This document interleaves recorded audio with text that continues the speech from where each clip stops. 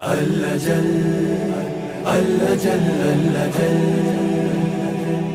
اللجل اللجل اللجل امام زمانہ امام زمانہ.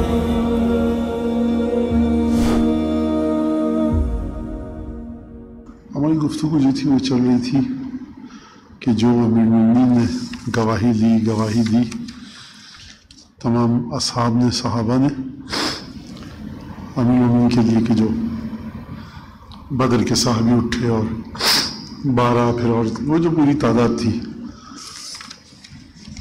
آج جو ہماری روایت ہے وہ یہ ہے کہ جب امیر المومنین صفین سے واپس پلٹ رہے تھے تو یہ واقعہ بدرج ہے. میں روایت پڑھوں گا، اس میں کوئی ایسی چیز اتنی زیادہ قابل تشریح نہیں ہے، لہٰذا اس کو پڑھتے رہیں گے اور ترجمہ اس کا کرتے رہیں گے. ٹھیک ہے. لما اقبلنا من صفین مع امیر المومنین. اب راوی کہہ رہا ہے کہ جب ہم واپس لوٹ رہے تھے صفین کی جنگ سے واپسی میں امیر المومنین کے ساتھ، تو نزل قریبا من دیر نصرانی یعنی کہ عیسائی تھا، اس کی دیر تھی. دیر کہتے ہیں صومعے کو، یعنی کہ عبادت کی جگہ جہاں پر عبادت کرتے ہیں. اور تو نصرانی عیسائی تھا وہاں پر. اس خرج علینا شیخ من الدیر، ایک بوڑھا شخص نکلا وہاں سے. جمیل الوجہ حسن الہیئت والسمت، اس کا جو لباس تھا، جو انداز تھا، وہ ایک شکل اس کے باوجہ شکیل انسان تھا. اور حسن الہیئت، اس کی جو حیت تھی وہ آپ نے دیکھا ہوگا ایک انسان لگ رہا ہے کہ نہیں ذرا معتبر انسان ہے اپنے چلنے پھرنے کے لحاظ سے، کپڑوں کے لحاظ سے. والسمت، سمت کہتے ہیں، سمت ہمیشہ استعمال ہوتا ہے اچھی چیزوں میں. کبھی بھی نہیں کہیں گے آپ کے ایک فاسق و فاجر آدمی کو کہ سمت اس کا ایسا تھا. استعمال جو ہوتا ہے وہ سمت اچھی، یعنی کہ شکل سے لگ رہا تھا نمازی، عبادت گزار، پرہیزگار آدمی ہے، عیسائی تھا. اس کے پاس ایک کتاب تھی. اب یہ کتاب کا لفظ استعمال ہوا، معاہو کتاب، لیکن عربی میں کتاب ضروری نہیں کتاب ہو ایسی، ایک نوشتہ ہو، کچھ صفحات ہوں لکھے ہوئے، وہ اس کے پاس تھے.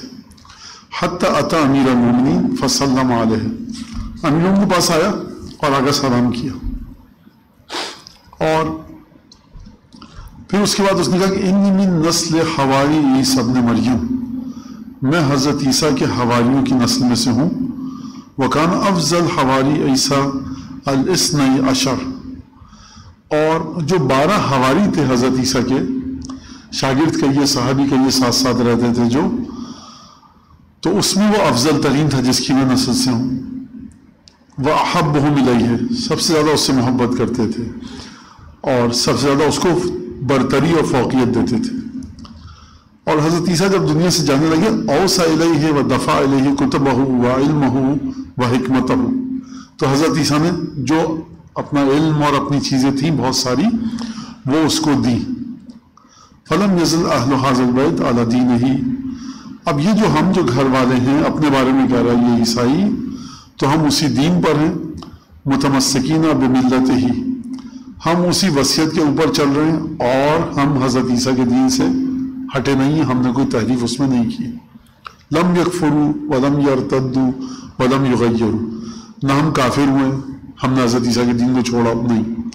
ولم یرتدوا ولم یغیروا، یغیروا کا مطلب تبدیلی کوئی نہیں لایا، کافر بھی نہیں ہوئے. لم یرتدوا کا مطلب ہے کہ مرتد نہیں ہوئے. اب مرتد ہو جائے تب بھی کافر ہے انسان، کافر ہو جائے تب بھی کافر ہے. تو یہ کہہ رہا نہ ہم کافر ہوئے نہ ہم مرتد ہوئے، تو یہ ایک معنی میں نہیں ہے. ہماری بھی حدیثوں میں آیا ہے مرتد کا لفظ، لیکن ہمیشہ اس معنی میں نہیں ہے. جو ہم مرتد کسے کہتے ہیں؟ ہم لوگ مسلمان ہیں. اگر ہم آج سے خدا نخواستہ نعوذ باللہ کو اعلان کر دے کہ آج سے میں نے دین چھوڑ دیا اسلام، تو یہ مرتد ہو جائے گا. ایک اس معنی میں مرتد ہے. ایک اس معنی میں مرتد ہے کہ اب وہ جو دین کی کیفیت تھی پہلے جیسی وہ نہیں رہی، اور میں ایمان میرا کم ہو گیا، جو بعض دفعہ ہم کو حدیثوں میں ملتا ہے اور قرآن مجید نے بھی کہا ہے، اس لفظ کی طرف اشارہ کیا. لہٰذا ہم کافر نہیں ہوئے، یعنی ہم نے حضرت عیسیٰ کے دین کو نہیں چھوڑا. ولم یرتدوا، جب تک حضرت عیسیٰ کے نزدیک تھے، حضرت عیسیٰ کو فرض کیجئے آسمان پر گئے ہوئے 20 سال 50 سال ہوئے تھے، ہم دین پر چلتے رہے. اب اس کے بعد اب 500-600 سال ہو چکے ہیں تو ہم اس طرح سے دین پہ نہیں چل رہے. 2 4 5 10 چیزیں رہ گئی ہیں ہمارے پاس. ایسا نہیں ہے. یعنی حتیٰ اگر ہمارے پاس کچھ چیزوں پہ ہم دین کی عمل کر رہے ہوتے اور کچھ چیزوں پہ نہیں کر رہے ہوتے تو اس کا مطلب ہے کہ ہم اس دین کی سطح پہ نہیں گئے، پیچھے ہٹ گئے. یہی لفظ رسول خدا کے بعد بھی بعض جگہ پہ استعمال ہوا ہے کہ لوگ بہت سارے پیچھے ہٹ گئے تھے دین سے. کافر نہیں ہوئے تھے وہ. یعنی اگر آپ ان کے ساتھ گیلا ہاتھ ملاتے جا کر تو آپ کو پاک کرنے کی ضرورت نہیں تھی.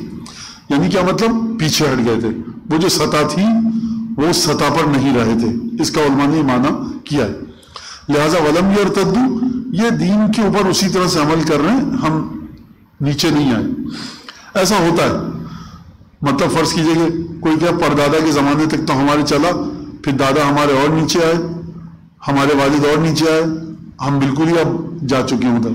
بعض لوگ کہتے ہیں نہیں، اس شہر میں رہتے ہیں مولانا یہ، اور ہمارے پردادا اور ہمارے پردادا کے پردادا سب گواہی دیتے ہیں کہ یہ ہمیشہ سے دیندار لوگ تھے. یعنی نسلیں گزرتی گئیں لیکن دین اسی طرح پہ رہا. تو اس کا مطلب ہے کہ کمی نہیں ہوئی دین میں ہمارے. ارتداد کا مطلب یہاں پر یہ ہے، کیونکہ معنی نہیں دے گا. پھر کفر اور ارتداد ایک ہی معنوں میں ہے لیکن یہ معنی نہیں دے گا اگر یہاں پہ ہم دونوں کو ایک ہی معنی میں لیں. وَتِلْكَ الْكُتُبْ عِنْدِي إِمْلَاءُ عِيسَى ابْنِ مریم، اور وہ کتابیں میرے پاس ہیں جو حضرت عیسیٰ نے املا کے طور پہ لکھوائی تھی. اپنے ہاتھ سے نہیں لکھی تھی، املا کے طور پہ لکھوائی تھی، اور میرے پاس ہیں وہ کتابیں. وَخَطُّ أَبِينَا بِيَدِهِ، اور میرے والد کا جو رائٹنگ ہینڈ رائٹنگ میں وہ کتابیں ہمارے پاس بعض موجود ہیں. فِيهَا كُلُّ شَيْءٍ يَفْعَلُ النَّاسُ مِن بَعْدِهِ، اس میں وہ تمام واقعات لکھے ہوئے ہیں کہ جو حضرت عیسیٰ کے جانے کے بعد پیش آئیں گے.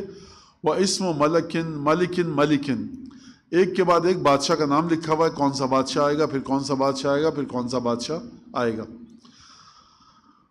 منہم، اچھا اب اس کے بعد لکھا ہوا ہے اس کتاب میں وَإِنَّ اللَّهَ تَبَارَكَ وَتَعَالَى يَبْعَثُ رَجُلًا مِنَ الْعَرَبِ مِنْ وُلْدِ اسماعیل ابن ابراہیم خلیل اللہ. اسی کتاب میں لکھا ہوا ہے کہ خدا عرب میں سے ایک مرد کو بھیجے گا کہ جو اسماعیل ابن ابراہیم خلیل اللہ کی نسل سے ہوگا.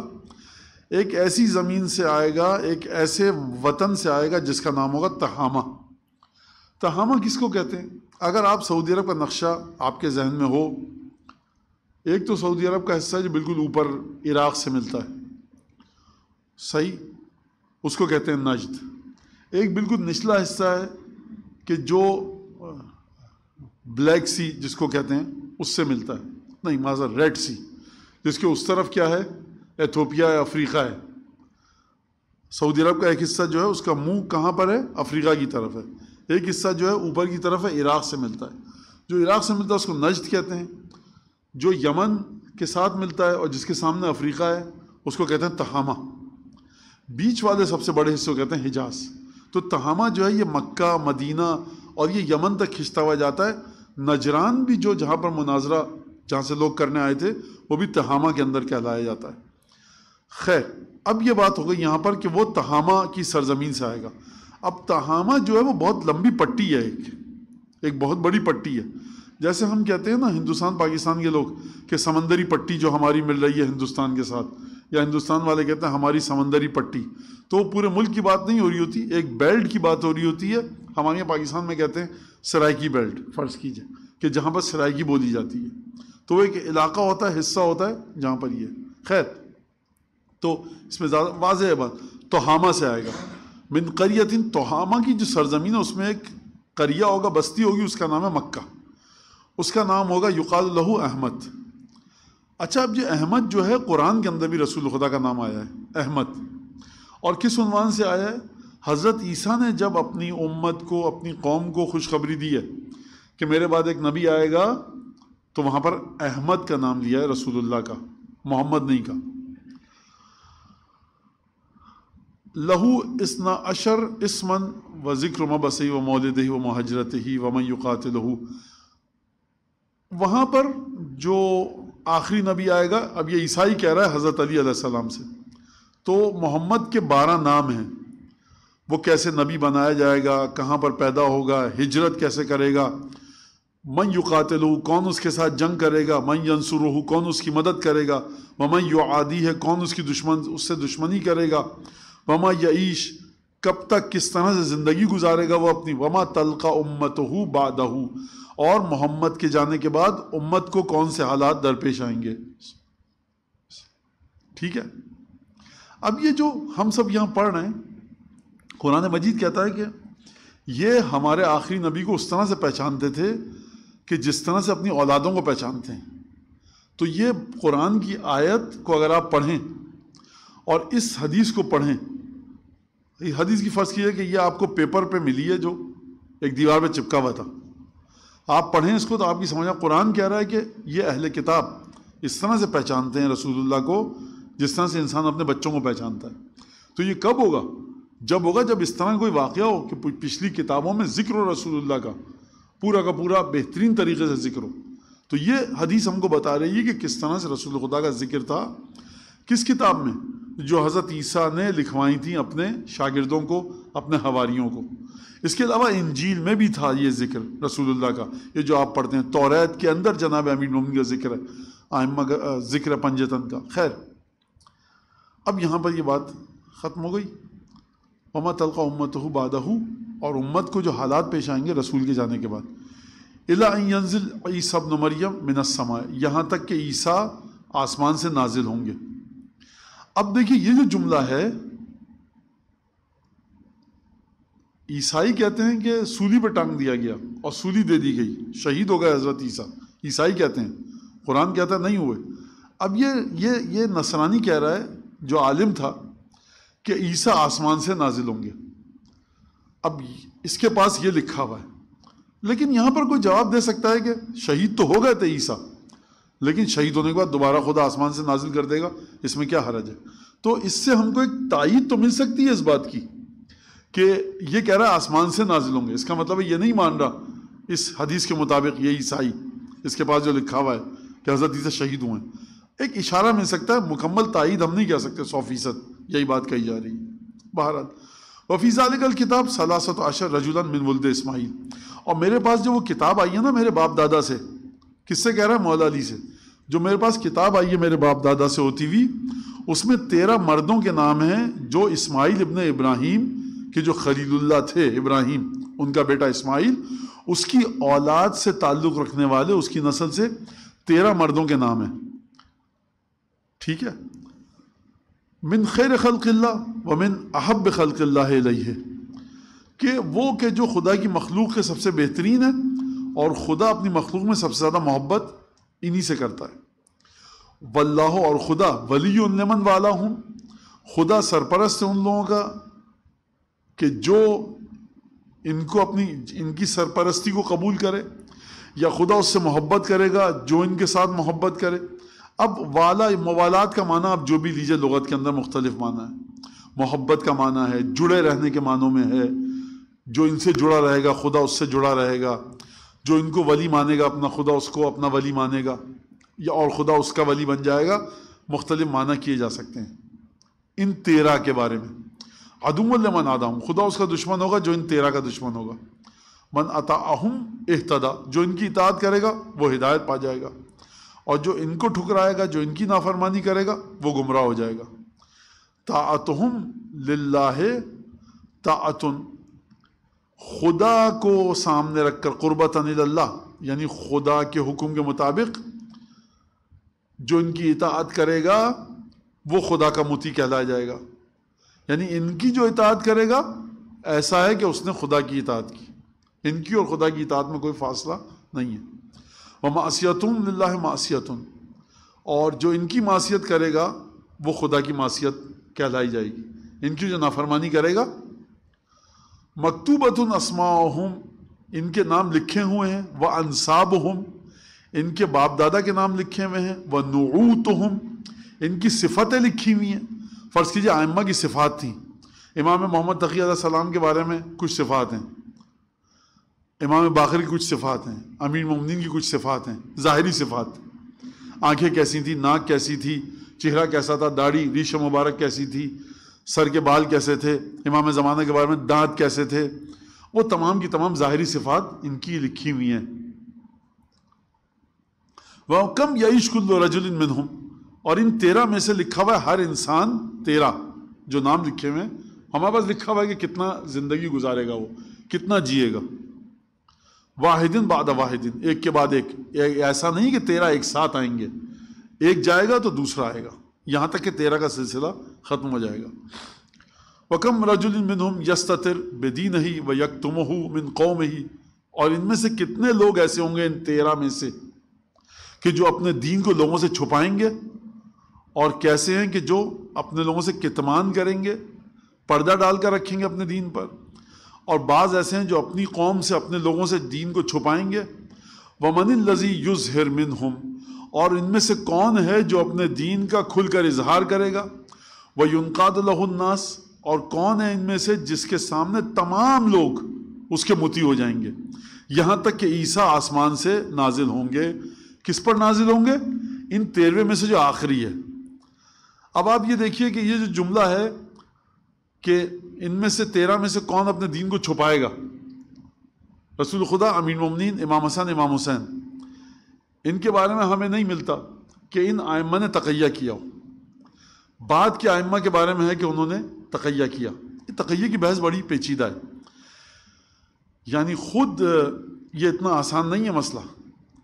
امام رضا علیہ السلام کے بارے میں کہتے ہیں کہ بہت سے لحاظ سے امام نے کھل کر بات کو بیان کیا جو لوگوں نے پوچھا اور جس طرح سے گفتگو ہوئی. اور بڑی ایک میں کہہ رہا ہوں نا کہ عجیب بات ہے کہ سب سے زیادہ کہاں پر کام دیتی ہے؟ فقہی نظریات فرض کیجئے یا اعتقادی جو نظریات ہیں آپ کے اس کو سمجھنے میں. کہاں پر یہ کام آتا ہے؟ جہاں پر روایات متعارض ہوں. امام نے ایک حل یہ بتایا ہے کہ دیکھو ہمارے اصحاب، ہمارے چاہنے والے کون سی روایت کو نقل کر رہے ہیں، اور جو ہمیں نہیں چاہتے یا ہمارے شاگرد نہیں ہیں وہ کس بات کو نقل کر رہے ہیں. تو راوی نے جب پوچھا کہ 2 روایتیں آپ سے آئی ہیں دونوں، تو امام نے کہا دیکھو یہ، اس نے کہا دونوں ایسی ہیں، پھر یہ، دونوں ایسی ہیں، پھر یہ. 6 یا 7 مرجحات بتائیں امام نے وہاں پر، اور آخر میں بتایا دیکھو جو ہمارے خاص شاگرد میرے الفاظ میں نقل کرتے ہیں اس کو لے لو، اور وہ روایت جس کے ساتھ ہمارا نام تو ہے لیکن ہمارے شاگرد اس کو نقل نہیں کر رہے اس کو چھوڑ دو. تو یہ وہاں پر ایک کام آتی ہے، اور واقعاً بڑا ایک یہ مسئلہ بڑا پیچیدہ ہے. اور اس کے اوپر جو دوسرے اسکول آف تھاٹ کے لوگ ہیں، فقہا، ان کے علماء، وہ اس چیز پر اعتراض بھی کرتے ہیں، اور پڑھے لکھے لوگ جو اعتراض کرتے ہیں بہت اچھی بات ہے. تو ان کے اعتراضات سنے میں نے، واقعاً ان کو اس پہ بات کرتے ہوئے خود وہ لوگ ہنس رہے ہوتے ہیں کہ یہ کیا دین ہے. لیکن ان کو اگر ڈائریکشن سمجھائی جائے کہ کس طرح سے اس کا فلسفہ کیا ہے تو پھر شاید وہ واضح ہو جائے ان کے لیے.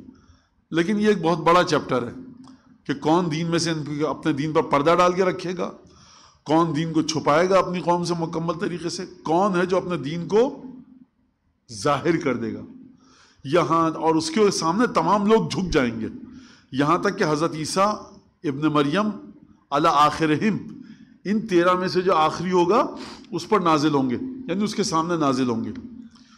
اور فَيُصَلِّ عیسیٰ خَلْفَهُ وَيَقُولُ، اور عیسیٰ ان 13 کے 13ویں کے پیچھے نماز پڑھیں گے، اور حضرت عیسیٰ یہ فرمائیں گے اِنَّكُمْ لَأَئِمَّةٌ لَا يَنبَغِي لِأَحَدٍ أَن يَتَقَدَّمَكُمْ. حضرت عیسیٰ یہ کہیں گے کہ آپ یقیناً وہ ائمہ ہیں، ایسے امام ہیں آپ لوگ کہ کسی کے لیے یہ بات مناسب بالکل نہیں ہے، سزاوار نہیں ہے، شائستہ نہیں ہے کہ وہ آپ سے آگے جائے. جو امام جماعت ہے وہ آگے جاتا ہے، بقیہ پیچھے. تو حضرت سے کہیں گے آپ وہ ائمہ ہیں کہ جن سے آگے نہیں جایا جا سکتا. فَيَتَقَدَّمْ، تو ان کا 13واں جو ہے وہ آگے بڑھے گا. فَيُصَلِّ بِالنَّاسِ، اور وہ لوگوں کو نماز پڑھائے گا. وَعِيسَى خَلْفَهُ فِي الصَّفِّ، عیسیٰ ان کے پیچھے نماز پڑھیں گے. اب 2 باتیں میں یہاں پر کہہ دوں کہ جس کی ایسی شاید تشریح ضروری ہو، اتنی کوئی مشکل بات نہیں ہے. لیکن پہلی بات تو حضرت عیسیٰ کیوں کہیں گے آپ وہ ائمہ ہیں جن سے آگے کوئی نہیں جا سکتا. آپ جب جاتے ہیں نجف، کربلا، آپ کہتے ہیں، جا کر لوگ کہتے ہیں کہ آپ وہ آیت اللہ جن سے آگے ہم نہیں جا سکتے. خاموشی سے کھڑے ہو جائیے، چپ کے نماز پڑھ کے آ جائیے. کہنے کی ضرورت کیا ہے؟ کسی کے ذہن میں یہ شک نہ رہے، جیسا کہ بعض علماء کے ذہن میں یہ شک ہوا کہ نماز میں امام مہدی افضل ہے عیسیٰ سے، جہاد میں حضرت عیسیٰ افضل ہے امام مہدی سے. لوگوں نے حل کیا اس مسئلے کو، عیسیٰ نبی ہیں اور مہدی جو ہیں آخر الزمان کے وہ امام ہیں، تو یہ کیسے ہو گیا؟ کہا نماز وہ پڑھا دیں گے، وہاں پہ وہ افضل ہیں اور جہاد میں وہ افضل ہیں۔ تو اس سے لوگوں نے کہا کہ کسی طرح سے حل کرو اس مسئلے کو کہ نبی اس سے کیسے آگے نکل گیا ہے غیر پیغمبر۔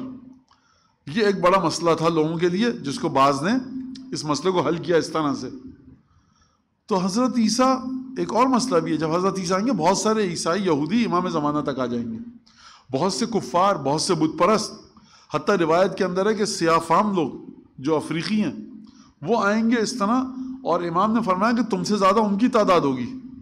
یہ بھی ایک عجیب بات ہے روایت کے مطابق۔ لہٰذا یہ جملہ کہنے کا مطلب یہ ہے کہ میں اس میں نہیں، اچھا جب ہاں اس کو مکمل کر لوں، ایک شخص دیکھ رہا ہے امام زمانہ آگے کھڑے ہوئے، حضرت عیسیٰ پیچھے آ کر، تو اس کے ذہن میں سوال تو آئے گا کہ حضرت عیسیٰ پیچھے کھڑے ہو گئے، یہ ہوا کیسے؟ تو یہ کسی بھی شک و شبے کا ازالہ ہے کہ یہاں پر کوئی تکلف نہیں، اور سرکار آپ بڑے، ارے کہاں، ہم تو امام ہیں، آپ صاحب شریعت ہیں، آپ بن باب کے آپ زندہ کرتے ہیں مردوں کو، ہم تو نبی کے آخری نواسے ہیں، آپ آگے آئیے۔ تو تکلف وہ پہلے آ گئے تھے، یقین کیجئے لوگ کہتے یہ عجیب و غریب توجیہات جو کی ہیں لوگوں نے، انہوں نے کہا نہیں یہ تو چپقلش ہو گئی تھی، ہوتا ہے تو خاندان میں بھائی بھائی میں ہو جاتی ہے، تو پھر انہوں نے کہا ٹھیک ہے 10-20 ہزار مسلمان مر گئے، کہا ٹھیک ہے کوئی مسئلہ نہیں، اب ہم دوستی کر لیتے ہیں۔ یہ توجیہات کتابوں میں کی ہیں مورخین نے، جو اس کو پڑھ کے آپ کو ہنسی آئے گی۔ لہٰذا یہ دیکھیے آپ اس بات کو سمجھیے کہ یہ ایک بڑا مسئلہ ہے۔ تو یہ اس کی جس طرح سے حضرت عیسیٰ تبرکات کو نکالیں گے کہ آ کر، جو حضرت موسیٰ کے زمانے میں تابوت سکینہ جو ہے اس کو نکالیں گے، اسی طرح سے وہ تمام تبرکات جو انبیاء کے ہیں ان کو نکالیں گے، وہ امام زمانہ کے پاس آئیں گے۔ کیوں آئیں گے؟ اس کے ذریعے حق کا اظہار ہوگا کہ یہ تبرکات تمام کے تمام امام مہدی کے پاس ہیں۔ تو بہت سے لوگ ایسے عیسائی یہودی ہوں گے جن کو دلائل چاہیے ہوں گے، جس طرح سے امیر مومنین کے سامنے آتے تھے لوگ رسول خدا کے سامنے کہ اے علی ہم کو بتاؤ توریت میں یہ لکھا ہوا ہے سوال، ہم تم سے 14 سوال کریں گے، تم بتاؤ۔ مولا نے فرمایا اگر صحیح جواب دوں گا ایمان لاؤ گے؟ اس کا مطلب کیا ہے؟ بھائی علی نے تو توریت نہیں پڑھی، علی بن ابی طالب کو ہیبریو لینگویج آتی بھی نہیں ہے، سیکھی بھی نہیں ہے، وہ تو لوگوں کی نظر میں بات کر رہا ہوں۔ اب اگر ایسا شخص مکے میں پیدا ہوا، 22 سال کی عمر میں مدینہ آ گیا، مدینہ سے باہر کبھی نہیں نکلا، پھر اس یمن گئے تھے البتہ 6 مہینے کے لیے، لیکن 6 مہینے میں جو اتنی بہترین عبرانی سیکھ کے آ جائے تو وہ جینیس سے بھی آگے کا جینیس ہے۔ تو بہرحال، اور یمن میں عبرانی نہیں بولی جاتی تھی، خیر، تو اس کو اگر عبرانی زبان کی لکھی ہوئی کتاب پتہ ہے توریت، 14 سوال وہاں پر جو ہیں، اس کا مطلب ہے کہ اس کے پاس علم لدنی ہے۔ تو یہ ائمہ کو دلائل جو دیتے تھے، بعض کو معجزے کے ذریعے، مردے کو زندہ کر دیا، وہ کلمہ پڑھنے لگا، چاند کو 2 ٹکڑے کر دیا۔ زمانہ گزرتا گیا تو مختلف امتحانات لوگ ائمہ سے اور انبیاء سے لیتے رہے اور لیتے رہیں گے۔ جس نے صحیح جواب دے دیا تو لوگ کیا ہو جاتے تھے؟ مسلمان ہو جاتے تھے۔ حتیٰ امام موسیٰ کاظم علیہ السلام کا واقعہ آپ کے سامنے کہ لفافے بند ہوں تو تم اس کو امام ماننا، لفافے کھولے بغیر جو جواب لکھ دے، روایت آپ کے سامنے ہے کہ لفافے کھولے بغیر جو جواب لکھ دے اور جو تم سے خود کہے فلاں کا خمس اتنا تھا لاؤ، فلاں کا خمس اتنا تھا لاؤ۔ تو جب وہ گئے تھے عبداللہ ابن حسن کے پاس، انہوں نے کہا ہاں بھائی بتاؤ کس کا کتنا؟ انہوں نے کہا بہت شکریہ سرکار، کیا اچھا لفافے چھوڑ کے چلے ہو، میں پڑھ کے جواب دے دوں گا؟ اس نے کہا بس ٹھیک ہے صحیح ہے بہت شکریہ۔ وہ چلا گیا مسجد نبوی میں۔ پھر امام موسیٰ کاظم کا غلام آیا، اس نے کہا کہ اپنے مولا کو جواب دو، اور پھر امام موسیٰ کاظم نے کہا کہ اس کا اتنا، اس کا اتنا، اور وہ جو شتیتا والا قصہ ہے کہا کہ شتیتا کا بھی خمس دو، اور امام موسیٰ کاظم نے وہی جملہ دہرایا جو شتیتا نے نیشاپور میں کہا تھا۔ تو یہ بھی ایک معجزہ ہے کہ تم کہیں ادھر مت چلے جانا، رک مت جانا 6 امام پر، 7ویں امام تک آؤ۔ اس نے کہا ٹھیک ہے الحمدللہ۔ تو یہ تمام چیزیں جو ہیں اہل کتاب کو، تمام کے تمام لوگوں کو کس طرف لانے کے لیے ہیں یہ کہ وہ امام زمانہ تک آ جائیں جو ہمارے پاس روایت ملتی ہیں۔